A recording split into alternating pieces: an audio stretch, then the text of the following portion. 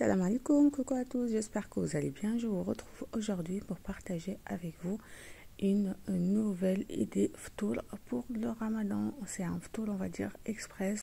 Les recettes que je vais vous proposer, elles sont simples et très rapides à réaliser. Sans oublier le côté gustatif, c'est délicieux. Je vous mettrai toutes les recettes détaillées en barre d'informations. N'hésitez pas à les réaliser, vous m'en direz des nouvelles. Il ne me reste qu'à vous dire bon visionnage. Sans trop tarder, je commence par la préparation de ma shorba aux crevettes. C'est des pâtes langue d'oiseau toutes petites que j'avais achetées avec des crevettes décortiquées déjà surgelées. Je vais mettre un paquet entier de 400 grammes. Donc je commence par mettre un bon filet d'huile d'olive au fond de la cocotte. Je viens mettre une cuillère à café d'oignons mixés et une cuillère à café d'ail mixé. Je viens également ajouter l'équivalent de 40 à 50 grammes de coulis de tomates. Si vous n'avez pas de coulis de tomates, vous pouvez remplacer par une cuillère à soupe non bombée de concentré de tomate. Je laisse bien ressouler le tout et après je viens ajouter des épices. Concernant les épices, je vais venir mettre une cuillère à café de sel, une cuillère à café du curcuma, une demi-cuillère à café de ras el hanout et une demi-cuillère à café de poivre noir moulu. Donc je mélange le tout. Bien évidemment, le sel et le poivre, vous pouvez assaisonner à votre guise. Donc moi, en général, je appelle à mes enfants pour qu'ils goûtent concernant le sel et me disent s'il manque ou il ne manque pas. Donc il a manqué ce jour-là et du coup mon fils m'avait dit qu'il fallait rajouter, j'ai dû rajouter même pas la moitié de la cuillère à café. Et tout en mélangeant et en laissant ressouler, je viens mettre l'intégralité du paquet des crevettes décortiquées que j'avais déjà achetées. Elles sont surgelées, sont des crevettes roses toutes petites. Donc dans le paquet il y a 400 grammes, voilà. Je laisse bien mélanger les crevettes, ils vont bien lâcher leur jus du coup vu qu'ils vont décongeler dans la sauce, donc j'ai pas eu besoin de rajouter de l'eau pour l'instant. Là vous voyez, j'ai même pas rajouté de l'eau. Je vais venir ajouter une belle poignée de pâte langue d'oiseau. Je mélange également et à ce moment là je peux venir ajouter à peu près 700 ml d'eau. Concernant l'eau, je l'ajoute tout le temps eau chaude pour que ma préparation elle commence à bouillir directement, donc ça retarde pas la cuisson. Je couvre ma cocotte et je laisse cuire pendant 15 minutes à feu moyen et je passe directement à la farce, à la viande hachée pour faire des petits pains farcis. Donc je commence par mettre pareil un bon filet d'huile d'olive au fond de la casserole. Je mets 2 bonnes cuillères à soupe d'oignons mixés également. Moi je dis oignons mixés parce que je mixe l'oignon, parce que mes enfants ils n'aiment pas trop le goût, mais vous pouvez mettre des oignons coupés en petits morceaux. Je viens ajouter également de la viande de bœuf que j'ai hachée dans le Thermomix. C'est pour ça ils ont cet aspect là, donc vous pouvez les acheter directement hachés et je viens faire revenir tout ça comme ceci pour pouvoir bien faire cuire la viande hachée. J'assaisonne avec du sel, du poivre, du curcuma, du ras el hanout jaune et je viens mettre un tout petit peu de coulis de tomate. Je vous avoue, pour cette recette, j'aurais dû mettre un peu plus de coulis de tomate parce que ma viande, elle était un petit peu sec. Heureusement, vous allez voir, à la fin, au moment de façonnage mon petit pain, j'avais mis une tostinette par petit pain. Donc c'est du fromage, le fromage cheddar, fromage hamburger en fait que j'ai mis dedans et du coup ça fait, ça a fondu et ça fait une espèce de sauce crémeuse. C'est ce qui a fait que mon petit pain il n'était pas trop sec.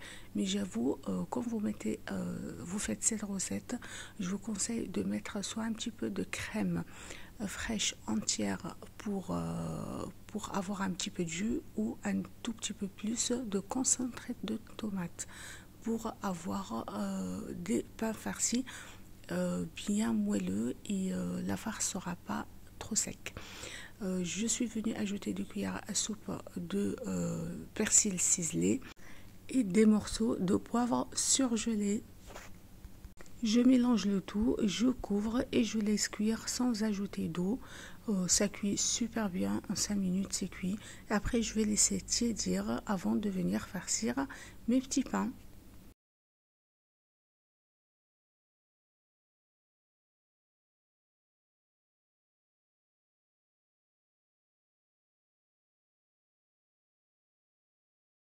Et pour mes petits pains farcis, j'ai pas fait de pâte, j'ai pas laissé lever pendant 1 heure. J'ai rien fait, j'ai juste acheté une pâte à pizza Erta. Donc de la marque Erta, c'est très très bien, franchement, elles sont pas trop fines comme pâte à pizza, il y a de l'épaisseur. Du coup, je vais venir les couper en 4 comme ceci. Je vais venir mettre mes tostinettes dessus également. Et sur les tostinettes, je vais venir ajouter 2 à 3 bonnes cuillères à soupe de farce. Donc il faut bien les remplir. Je vais fermer mes petits pains comme ceci et après je vais venir couper le surplus de ces pâtes pour éviter d'avoir des petits pains trop pâteux au milieu. Donc je ferme bien par contre pour pas que ça s'ouvre pendant la cuisson. J'essaie de leur donner la forme ronde et au moment de les mettre dans cette plaque de cuisson, je vais les aplatir un petit peu avec mes mains parce qu'ils vont gonfler dans la cuisson, pardon. Et je les badigeonne avec du jaune d'œuf et du lait mélangé et parsème de sésame doré et après je les envoie au four pendant 25 minutes à 180 degrés. Et je passe sans trop tarder à faire les croissants au saumon. Les croissants au saumon, donc j'ai besoin d'une pâte feuilletée. Là, aujourd'hui, je vais faire 2 pâtes feuilletées et je vais venir les faire comme ceci avec du samouré. D'habitude, je les fais avec fromage tartare, mais il fallait finir ce fromage parce qu'il était ouvert depuis un moment. Du coup, j'ai étalé le samouré comme ceci et j'ai mis généreusement des belles tranches de saumon fumé sauvage. Donc vous mettez n'importe quel saumon que vous souhaitez et je viens former mon croissant. Je ferme sur les côtés pour que le fromage ne sorte pas sur les côtés pendant la cuisson. Et après, pareil, sur un plat qui va au four. Et je vais venir les disposer, les badigeonner du même mélange jaune d'œuf et lait. Et après, je vais les parsemer également avec des graines de sésame dorées. Et pareil, ça va être au four pendant 20 minutes. Après, vous surveillez votre four. Ici, c'est 20 minutes pendant 15 à 20 minutes, pardon, à 180 degrés.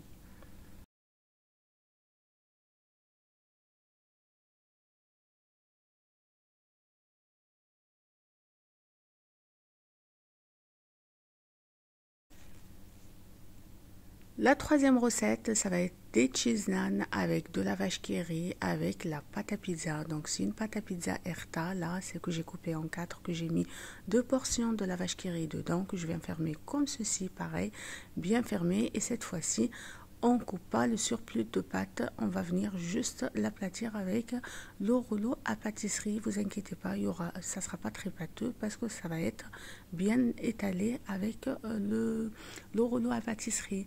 Et sur le côté, les ronds, c'est le surplus de pâte que j'avais coupé de la première recette. Et bien évidemment, c'est hors de question de jeter les chutes de pâte.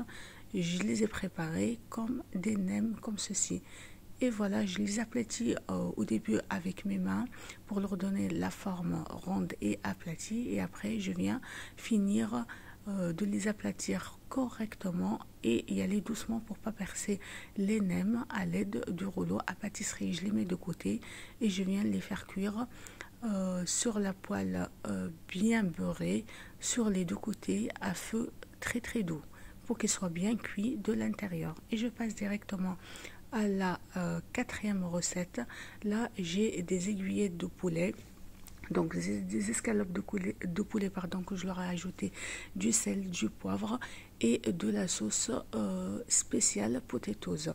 Je viens les mettre dans un blanc d'œuf et après je viens de les mettre dans les petits céréales, en fait des pétales de céréales non sucrés. Comme vous voyez là, je les ai mis au four pour les mettre au four. Mon four il était bien occupé avec mes salés, du coup j'ai préféré les faire frire dans un fond d'huile et c'était très très bon. Et vient le passage de faire la cuisson de mes nems, je vais les faire comme ceci, je les mets de côté avant de passer à la friture de mes petites aiguillettes de poulet panées. Une fois mes nems sont prêts et mes aiguillettes de poulet également, je vais venir farcir. Donc ça, c'est les nems que nous avons préparés, farcis avec la vache qui rit. Je viens mettre un tout petit peu de mayonnaise. Je viens mettre également des feuilles de salade. Je dispose par-dessus 2 tranches de tomates et je mets également les escalopes de poulet panées et un peu de sauce algérienne par-dessus.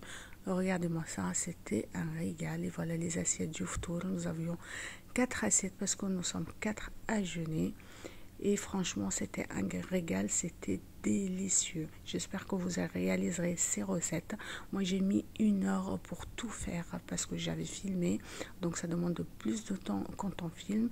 Mais franchement, si vous essayez ces recettes, vous mettrez moins d'1 heure à les faire et c'était franchement un régal. Il m'en reste en plus, on n'a pas pu tout finir, donc le lendemain Inch'Allah je ne ferai pas de repas parce qu'il m'en reste, je vais juste les réchauffer au four. Les nems que vous voyez, je les ai préparés avant le ramadan, c'est des nems au poulet, c'est pour remplacer les briques. J'espère que cette vidéo vous a plu, n'hésitez pas à la liker, la partager et surtout dites-moi en commentaire ce que vous en avez pensé. Je vous laisse avec l'intérieur du petit pain et l'intérieur du croissant et je vous dis à très vite pour d'autres recettes. Si vous avez des questions, n'hésitez pas à me les laisser en commentaire, je vous répondrai avec plaisir. On se retrouve bientôt, Inch'Allah, pour d'autres recettes. D'ici là, portez-vous bien et salam alaikum.